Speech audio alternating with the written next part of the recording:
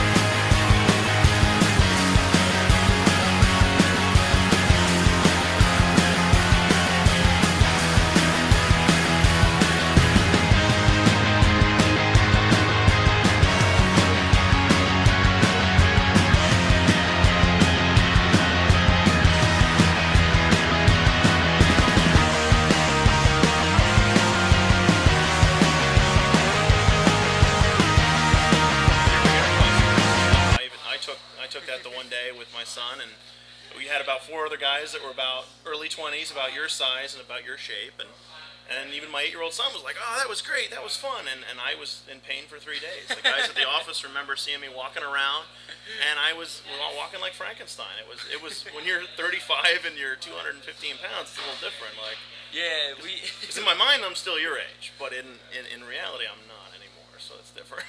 It's hard to start from scratch, but is it something, if people want to get into it, is it something that almost any age and someone who wants to get fit and do these kind of things Definitely. can do? It's definitely something that anybody can do at any age.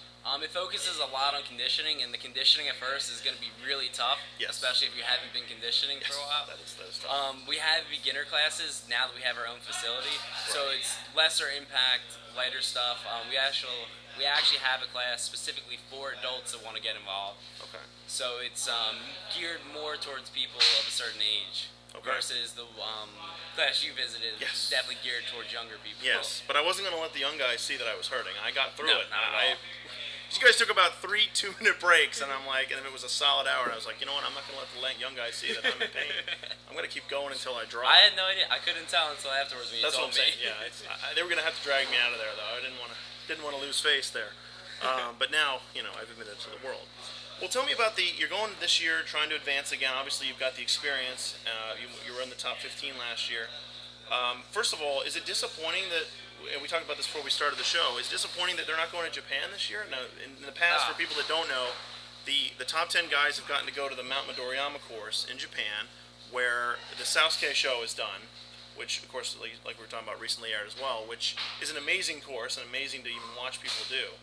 But now, why do you think they made that move as far as not going to Japan now? It seems Actually, I think it has a lot to do with the company that owned the rights to Sasuke in Japan went bankrupt. Oh. So I think because that happened, there's a lot of uncertainty in the air about whether Japan was going to happen, what was going on with that. Mm-hmm. So what it looks like happened is NBC or G4 bought out the M9, or maybe not bought out the M9, but they bought out something, and they're now doing the entire thing in America, in Las Vegas. I hear that they have the same course designers from the one in Japan. Oh, okay. So it sounds like it's going to be really exciting, and it's going to be unique to see all American competitors. I'm really curious Right. how they're going to fare against an all-American course. Now, I know in your travels, of course, you've competed with Orozco and all those guys, the veterans from the American one. Have you ever gotten a chance to meet the Naganos, the Uruchiharas, those guys? I've met Makoto Nagano and Yuji Urishihara. Okay. They actually ran the course right before me the first year I was out there. Talk wow. about intimidating. Yeah, They that's literally tough. ran the course maybe 2-3 people before me. They took a break just so those guys could run. And I'm just sitting there watching like, I have to follow that? Well, that's tough, because man. when they show it on the Sousuke, they always have Nagano at the end. Like they have him number 100 or whatever. Yeah. Because I don't think anybody wants to go after him. It's like No, it's like nobody batting does. after Babe Ruth. Like nobody Yeah, wants to. I didn't want to go after. No, I mean that was disappointing too. On the last one, of course, Hara made it the second time. Was the first guy to go all the way up the tower the second time. Right. Which is pretty amazing. And Nagano got to very near to the end there. But when seeing him fall, it's disappointing when you kind of watch the show and you get into watching these guys. It's like watching Babe Ruth strike out. It really is. Like Nagano is like a really. My kids are even like. My kid's 5 years old. And he's like, I want to be like Makoto Nagano, and I'm like, wow, he's that's a pretty hero. amazing. Yeah, that's what I mean. He's it's one of the most amazing people ever, and he's so humble. He seems like a really good guy. He'll destroy the course, and then he never has big elaborate celebrations. He never goes over the top. He's just very humble. Right. And he's one of those guys that you always show him kind of cheering for the other guys. He's always exactly. On the He's other very guys. supportive. It's amazing. I would love to be like him one day. Yeah, he's a pretty cool guy. I definitely would like to meet him one of these days.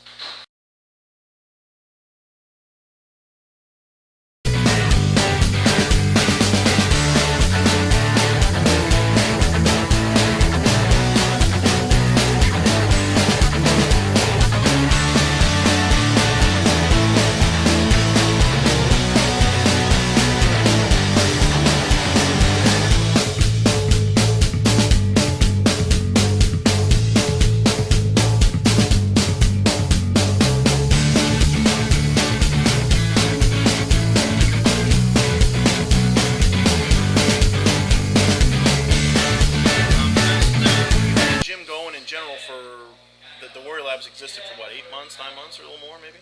We started in July out of a park in Mount Laurel. Okay, right. And then you had the smaller place that you shared with the other gym. Yep, we shared with the CrossFit gym for probably about 5 months, and then January 1st we moved into our new space. Okay. And I think since then things have really taken off for us. We had a huge event where we actually had all those guys in the gym. The Brian Orozco's, the Ryan Stratus's, Drew Dreschel's, Jake Smith. It was amazing to have in here. And of course you have the training course you have at your house too. You've got all that stuff to to practice as well. That you kind of built from that into this. What are as you go into this week? What are kind of the toughest? What in your mind as you mentally prepare to run the course again?